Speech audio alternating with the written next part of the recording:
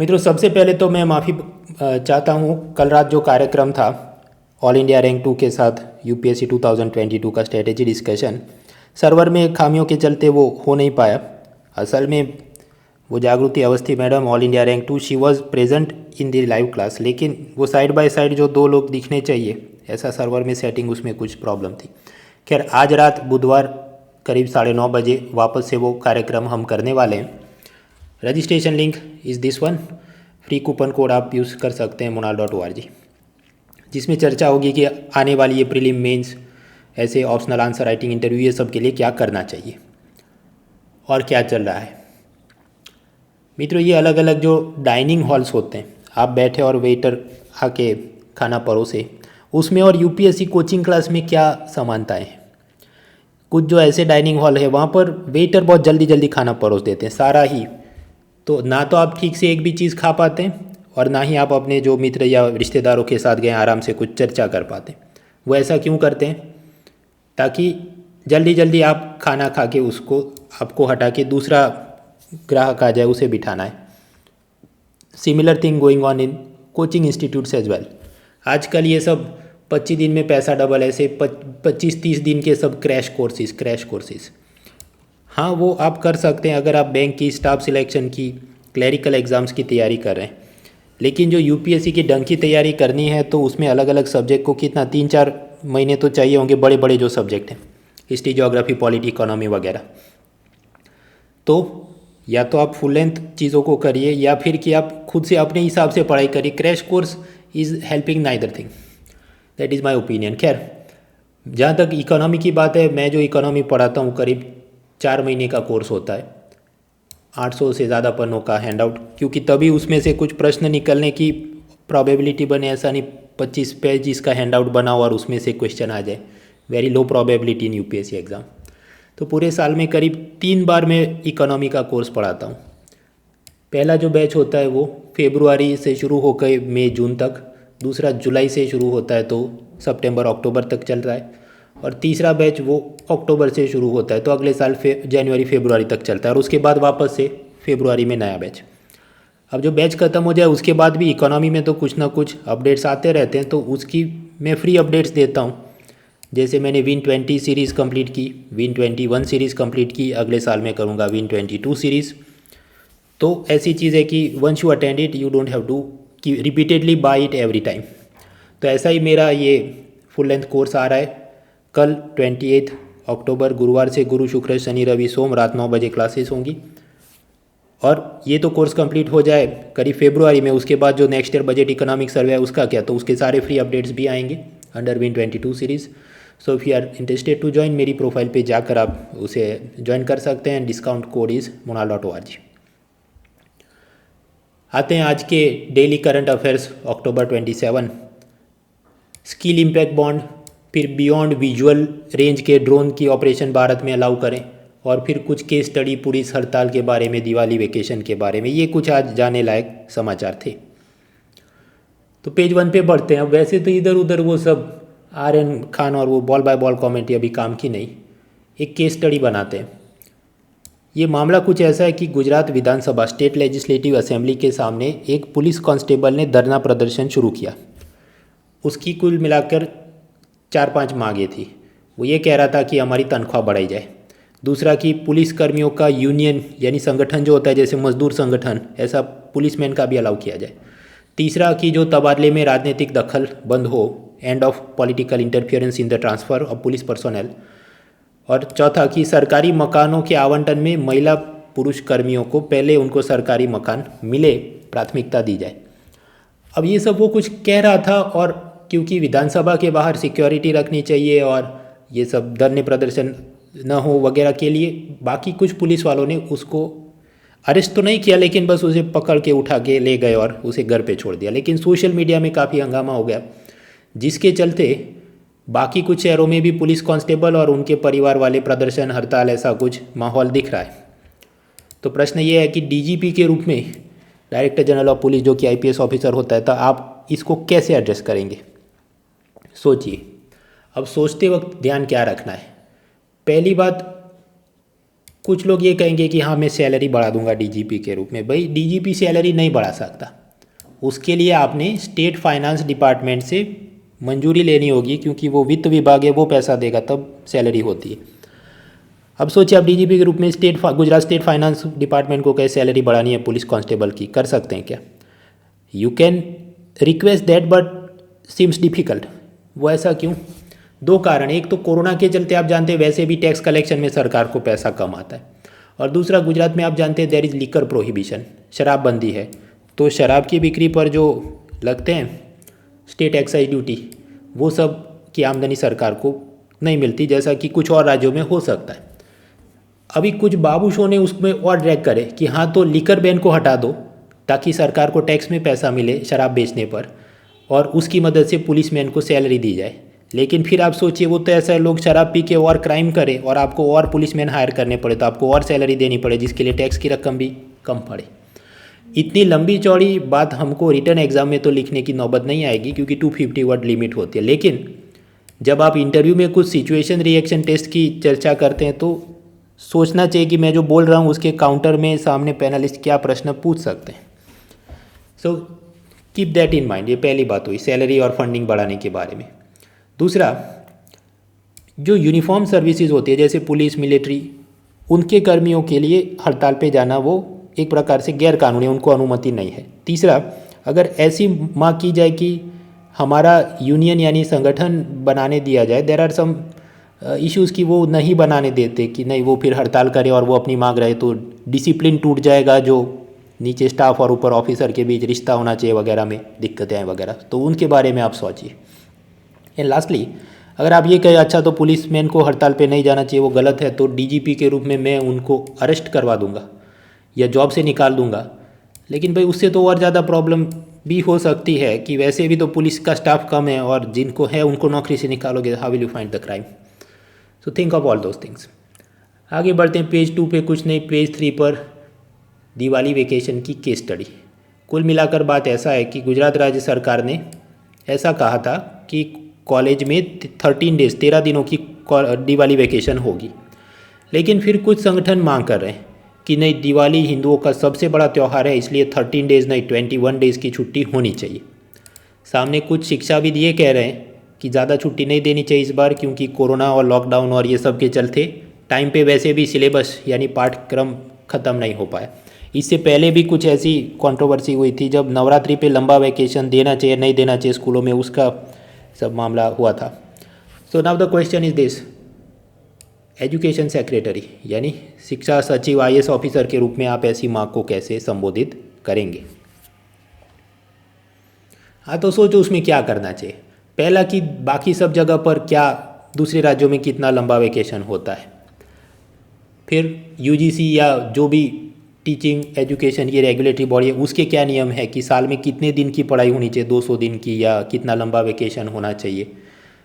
और तीसरा कि सिलेबस तो कंप्लीट वैसे भी होना मुश्किल ही है because of all this corona related problems, तो क्या ऐसा कुछ ऑनलाइन क्लासेस या सेल्फ स्टडी असेसमेंट मटेरियल या कॉलेज असाइनमेंट ऐसा सब और किया जा सकता है नहीं, ताकि वेकेशन में भी और ज़्यादा पढ़ाई हो सके वगैरह।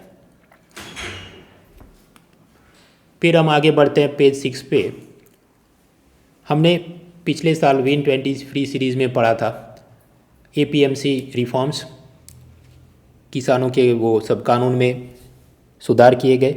मेन पॉइंट क्या था उसमें, फार्मर ने first sale of the agriculture commodities अपने स्थानिक मंडी में नहीं पूरे भारत में किसी को भी कर सकता है, कोई भी फूड प्रोसेसिंग कंपनी को, इवन इंडिविजुअल पर्सन को, और लार्ज स्केल में करा है तो पान कार्ड नंबर लिखना होगा वगैरह, वो हमने पढ़ा था। और उससे फ़ायदा होगा किसान को कि वो ही can sell to more outlets, more people, more places. अब जब भी ऐसी सब चर्चा, वो तो सब फ़ायदे हैं। जब आप मेंस में इंटरव्यू में कुछ कर रहे हैं, sometimes you need to give some example case study कि हाँ इससे ये सक्सेस हुआ है। तो एक आध सक्सेस पॉइंट हम आज देखते हैं। कुल मिलाकर ये बात है कि सूरत में जो एपीएमसी मंडी थी उसको भी एप्पल्स बेचने हो तो किधर से लाएंगे, कश्मीर से, लेकिन पहले सीधे नहीं ला पाते थे बिकॉज ऑफ दोज लॉज। तो कश्मीर के सेब आएंगे शिमला में, शिमला से दिल्ली, फिर दिल्ली के जो बिचौलिए होंगे मिडलमैन, उनसे खरीद के सूरत में उसे बेचे जाएंगे। तो सोचो कितने सारे मिडलमैन आ गए, उन सब का कमीशन ऐड हो, as a result the price of the apple will increase for the end customer.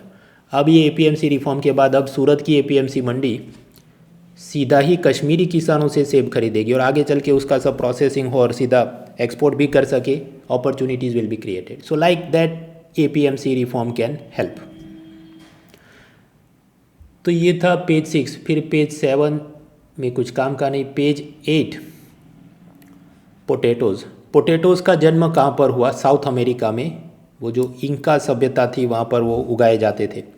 ऐसा एक दो बार अभी यूपीएससी में ऐसा चलन है कि कौन सी एग्रीकल्चर क्रॉप कहाँ से पैदा हुई, टोबैको या मेज़, या इस बार कुछ वो ड्रमस्टिक और कुछ और चीज़ों के बारे में पूछा गया था। हाँ, तो थोड़ा बहुत अंदाज़ होना चाहिए। अभी कुछ लोग कि नहीं मैं तो ऐसी एक एक्सेल फाइल बना दूंगा कि जितनी भी बॉटानिकल चीज़ें हैं वो कहाँ पैदा हुई उसका मैं सोर्स कर दूँ। ऐसा एक बार हुआ था कि कुछ घोड़े की प्रजाति के बारे में कुछ प्रश्न आया तो कुछ लोग इतने मौज में आ गए कि सारी घोड़े की प्रजाति पे पीएचडी करूँ, फिर अभी तक वो घोड़े का नया प्रश्न आया ही नहीं। एनीवेज, अब चर्चा में ये क्यों है मित्रों? बादाम का दूध बनाया जाता है, ओट का दूध बनाया जाता है, ऐसा ये आलू का भी दूध बनाया जाए ऐसा कुछ स्वीडन की एक कंपनी ने किया है। इससे फ़ायदे क्या हैं? वैसे तो गाय भैंस से भी दूध बना सकते हैं, तो आलू का दूध क्यों बनाना है? कुछ हेल्थ बेनिफिट हैं। पानी कम मांगता है। पानी कम कैसे मांगता है? दैट इज़ बिकॉज अगर आप गाय भैंस से दूध बनवाते हैं तो उसमें कितना पानी चाहिए। सेकंड, जो एनिमल हस्बेंड्री है उससे ग्रीन हाउस गैस एमिशन बहुत ज़्यादा होता है, क्योंकि उनके गोबर से जितना मीथेन एमिट हो, वो जो जुगाली करते हैं, श्वसन करते हैं उससे। So this is more environment friendly, ऐसा कुछ लोगों का कहना है। दूसरा एंगल ये है, कुछ एनिमल राइट एक्टिविस्ट, उनका ये मानना है कि जब आप कमर्शियल स्केल पर एनिमल हस्बेंड्री करते हैं तो क्या किया जाएगा? गाय भैंस का आर्टिफिशियल इंसेमिनेशन, कृत्रिम वीर्यदान से वो प्रजनन और बार बार बस कि बछड़े पैदा करवाते रहो क्योंकि हमको दूध चाहिए, तो असल में वो एनिमल क्रूअल्टी है। पशुओं को ज़बरदस्ती ऐसे बच्चे पैदा करवा बछड़े पैदा करवा कर दूध के लिए, वो सब अत्याचार ही है, क्योंकि बछड़े को तो असल में वो दूध देने नहीं देंगे, वो सारा तो मनुष्यों को देना है। तो ये सब इश्यूज सोचिए एनवायरनमेंट पॉइंट ऑफ व्यू से, एथिक्स पॉइंट ऑफ व्यू से, इंटरव्यू क्वेश्चनिंग के रूप में। आगे ये पेज 8 और 9 पे होते हैं कॉलम्स, लेकिन उसमें कुछ मुझे आज मज़ा नहीं आया। फार्मर के बारे में, प्रोटेस्ट के बारे में, वही सब बातें, उसकी पूरी जो चीज़ थी वो हम आगे पढ़ चुके हैं विन 20 सीरीज़ में फ्री में। फिर ईज़ ऑफ डूइंग बिजनेस, और अभी ये फ्यूल का और ये सब ऊर्जा का खर्चा बढ़ रहा है, लेकिन कुछ नया दिल बाग बाग हो जाए ऐसे मुद्दे नहीं। फिर वो 100 करोड़ वैक्सीन दिए उसकी प्रशंसा की कॉलम, वो तो हम पहले देख चुके हैं। फिर कुछ जेएनयू प्रोफेसर ने कि ये सब सिलेबस में पेट्रियोटिज़म को ऐड किया जाए, नहीं किया जाए, लेकिन वो कुछ खास मज़ेदार नहीं, क्योंकि वो जेएनयू टाइप की जो चर्चा होती है और यूपीएससी के जो प्रश्न आते हैं वो वेवलेंथ अलग चल रही है आजकल।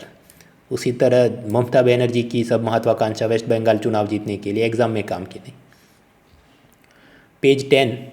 पेज 10 पर एक organisation council on energy environment and water, उसने क्लाइमेट वल्नरेबिलिटी इंडेक्स बनाया है। अब उसमें सब बात की आसाम और तमिलनाडु और ये डिस्ट्रिक्ट में जलवायु भेद्यता सूचकांक, वहाँ पर डिजास्टर क्लाइमेट चेंज का खतरा ज़्यादा है। मुझे वैसे ये बहुत बड़ी चीज़ नहीं लगती, इसलिए क्योंकि ये कोई बहुत great organisation, internationally famous organisation index बनाए तो पढ़ना चाहिए। हर छोटी चीज़ को करने बैठे तो हम थक जाएंगे।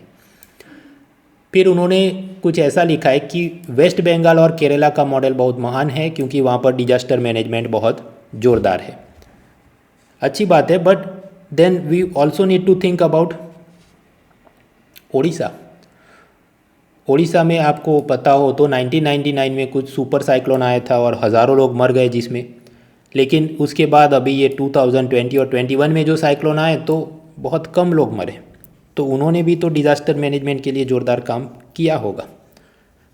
ये सब इसलिए, this is not for prelims और mains, this is for interview में जब चर्चा करते हैं तो कुछ लोग भावुक हो जाते हैं।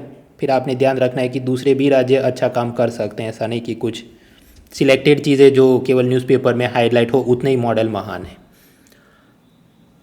फिर बात सेक्युलरिज्म, उसमें धार्मिक स्थानों पर जाने के लिए सब्सिडी, कुछ दिन पहले हमने पढ़ा था गुजरात राज्य सरकार शेड्यूल टाइप पर्सन्स को अयोध्या जाने पर सब्सिडी देगी। तमिलनाडु राज्य सरकार भी क्रिश्चियंस को जेरूसलेम जाने पर सब्सिडी देती है।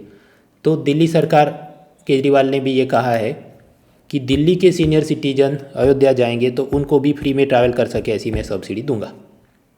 वो सब secularism, fizzle resource management, populism, वो सब आप सोचिए। फिर कंपटीशन, अब उसमें वैसे कोई बड़ी बात नहीं कि आप जानते हैं रेलवे मिनिस्ट्री को भी सब रेलवे के वैगन खरीदने होते हैं, उसमें सब साज सामान खरीदना होगा, कुर्सी, टॉवेल, एवरीथिंग। तो पहले वो सब सरकारी कंपनियों से खरीद लेते थे, खासकर सरकारी रेल कंपनियों से, लेकिन अब क्या नहीं, प्राइवेट सेक्टर की कंपनियों से भी खरीदेंगे और सरकारी कंपनी को कम्पीट करना है तो वो भी टेंडर में अच्छी बोली लगाए।